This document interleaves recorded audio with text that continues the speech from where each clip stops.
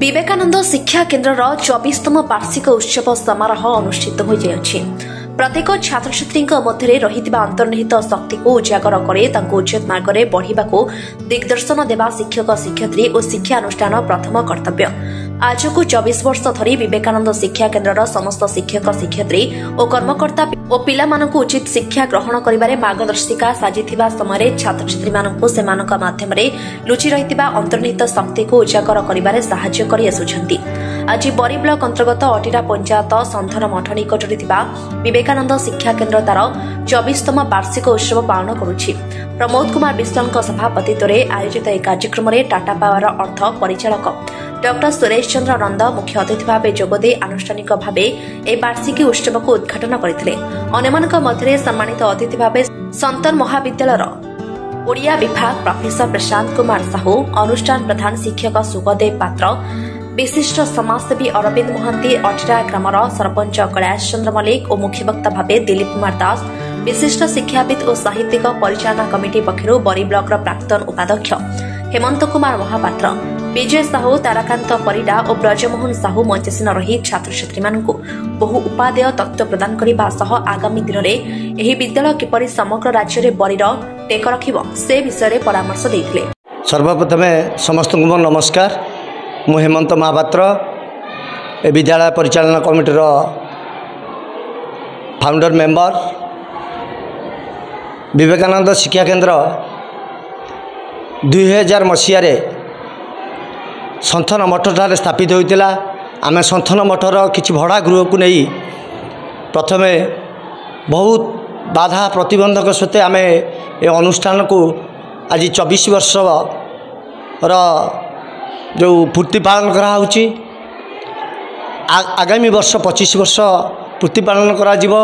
ये विद्यालय बहुत मेधावी छात्र छात्री जाई ओएसबी 2 जन ओएस पाई 4 जन पिला एबे डॉक्टर पढ़ुचंती। ए वर्ष भी जड़े आउ जड़े डॉक्टर पाइला। परंतु ए विद्यालय जहा हेची किछि जहा हमर अभिभावक मानकर जहा अर्थ दियंती से आम शिक्षक मानक दरमा देऊ एवं आमर किछि अर्थ भी आम निजस्व अर्थ परिचालन कमिटी आम संग्रह करू करिकी ए विद्यालय को आज ए स्तर में पहुंचैछु। परे केन्द्र छात्र छात्री मानक द्वारा विभिन्न सांस्कृतिक कार्यक्रम अनुष्ठित होइथिला। एही अवस्था रे विभिन्न विभाग रे उत्तीर्ण छात्र छात्री मानक अतिथि माने पुरस्कृत करी सेमानक उज्जवल भविष्य कामना करथिले। मो ना होचे सुखदेव पात्र। मु वर्तमान विवेकानंद शिक्षा केन्द्र अटिरा इनचार्ज हेडमास्टर हिसाब से कार्य कर। सारे गोटे गुरुत्वपूर्ण दिवस थिला पिला मानकर स्कूल तरफ आज आमर 24तम वार्षिक उत्सव पालन करथिले पिला माने।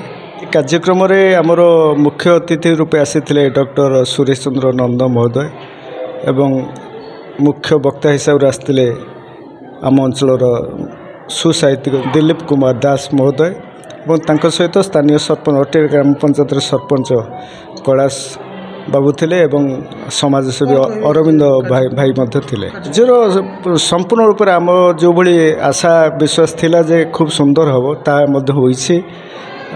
जो माने मंचे थिले आज जो माने आमर परिचालन कमिटी सदस्य माने एवं अतिथि माने खूब सुंदर भाव में कार्यटी को संपन्न करैछन्ति। पिला माने मध्य सांस्कृतिक कार्यक्रम माध्यम रे समस्त मनोरंजन करिछन्ति। सबु क्रीड़ाविद मानक जो माने हमर एनुअल फंक्शन ले पुरस्कार प्राप्त होइतिले, वृत्ति परीक्षा रे सफल होइतिले, आदर्श ओडिशा आदर्श विद्यालय रे सफलता अर्जन करते समस्त को आज पुरस्कृत करा जाइछि। देखंतु शिक्षा दान पूर्व आमर मुख्य उद्देश्य जेहेतु पचारे भल प्रश्नटी एक्चुअली आम प्रथमे आम समस्ते जाना उचित प्रत्येक छात्र छात्री मध्य बा शिशु मान मध्य गोटे अंतर्निहित शक्ति रही ताकू आम उजागर करिकी तापरे ताकू किछि नुआ नुआ तथ्य प्रदान करिबा एटा हमर प्रकृत उद्देश्य। ए कार्यक्रम को विद्यालयर समस्त कर्मचारी सह अभिभावक माने संचालन करथिले। हमर विवेकानंद शिक्षा केन्द्र 24तम वार्षिक सम्मेलन थिला। मते मुख्य वक्ता भावे एठिक इनभाइटेशन थिला मु देखिले कार्यक्रम पूरा संपूर्ण नियारा छोट छोट पिला सहित समय कटेलु आ स्कूल टी सरकार अनुदान प्राप्त नहले भी ए स्कूल बहुत उन्नति होती एठू बहुत मेधावी प्रतिभा बाहरी विभिन्न दिगर विषय बहुत उत्कर्षता लाभ कर। जाजपुर जिला प्रतिनिधि विश्वजित मोहंती रिपोर्ट खबर टुडे।